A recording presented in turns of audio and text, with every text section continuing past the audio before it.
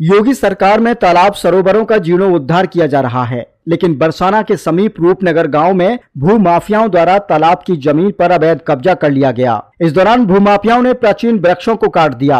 वहीं ग्रामीणों ने एकजुट होकर भूमाफियाओं का विरोध करते हुए काम को बंद करा दिया। बरसाना के समीपवर्ती गांव रूपनगर में एक रूप कुंड है, जिसकी मान्यता है कि बरसाना में होली खेलने के बाद कान्हा ने उक्त कुंड में स्नान किया था, जिसके बाद रूप सखी ने कान्हा का श्रृंगार किया। प्राचीन रूप कुंड के समीप ही करीब 2 एकड़ बंजर भूमि थी, जिस पर प्राचीन वृक्ष लगे हुए थे।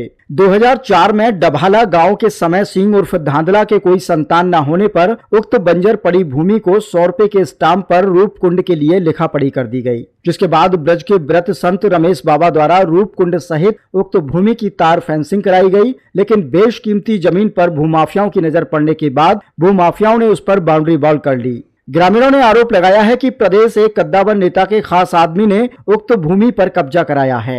इस दौरान भूमाफियाओं ने प्राचीन वृक्षों को भी काट दिया। यहां तक सबूत मिटाने के लिए कटे वृक्षों को भी हटा दिया गया। मदन मोहन दास ने बताया कि बंजर पड़ी भूमि पर आज तक किसी ने कोई मालिकाना हक नहीं जताया, लेकिन भूमाफिया अब कुंडों की जमीन तक को नहीं छोड़ रहे हैं। हरगोविंद ने बताया कि भूमाफियाओं द्वारा ग्रामीणों को धमकाया गया कि शासन से लेकर प्रशासन तक हमारी पहुंच है, कोई हमारा कुछ नहीं बिगाड़ सकता।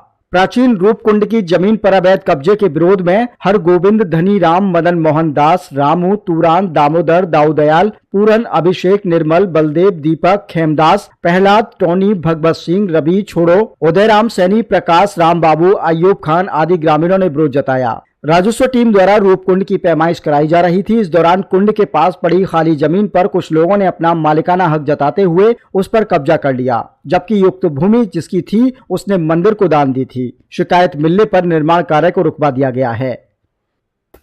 क्या नाम है महाराज जी आपका? मदन मोहन दास। ये कुंड को लेके क्या समस्याएं चल रही हैं? ये 1962 में चकबंदी हमारे यहाँ की हुई और उसके बाद 1904 में रमेश बाबा ने इस सरोवर का जो है जीर्णोद्धार कराने के लिए इसकी खुदाई करवाई। 2004 में इसकी खुदाई हुई और उसके बाद में इसकी तारबंदी हुई और एक बोर हुआ जो अभी मौजूद है। तब भी इसका किसी ने यहाँ आकर के मालिकाना हक नहीं जमाया और उसके बाद राजा बाबरी के बाबा जो है उनको हम बड़ी विनती करके इसका जीर्णोद्धार करने के लिए लेके आए और वो राजी हुए और उन्होंने यहाँ की झाड़ी वाड़ी कटवा के उसका निर्माण कार्य शुरू करवाया।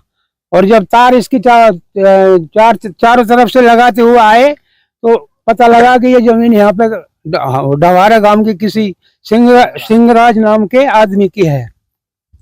तो उन्होंने आकर के यहाँ से जेसीबी चलवा के जो यहाँ पेड़ पौधे लता पता खड़ी थी वो सब उजाड़ दी और आप देख सकते हो जैसा कि वर्तमान में इसका जैसा रूप है। और सरोवर से बिल्कुल भिड़ा करके टच कर करके 5-6 फुट जगह छोड़ के और ये दीवार आप जो देख रहे हैं ये लगा दी है। अब मालिकाना हक एकदम आकर के यहाँ पर कट हुआ है, इसलिए विकास कार्य सारा रुक गया है। और प्राचीन मान्यताओं के हिसाब से इस सरोवर का बहुत बड़ा महत्व है।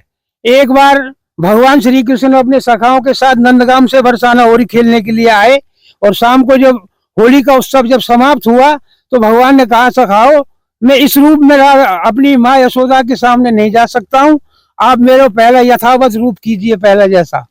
तो उनको स्नान कराया गया, लेकिन उनके रूप में कोई परिवर्तन नहीं हुआ।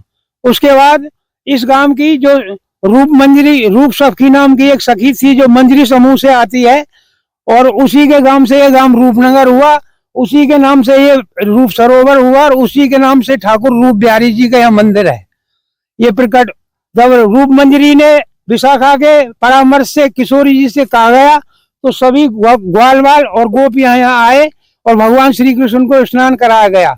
तब उनका पहले जैसा रूप हुआ और वो फिर जो है नंदगाम को गए और इसलिए भी इस सरोवर का नाम रूप सरोवर है।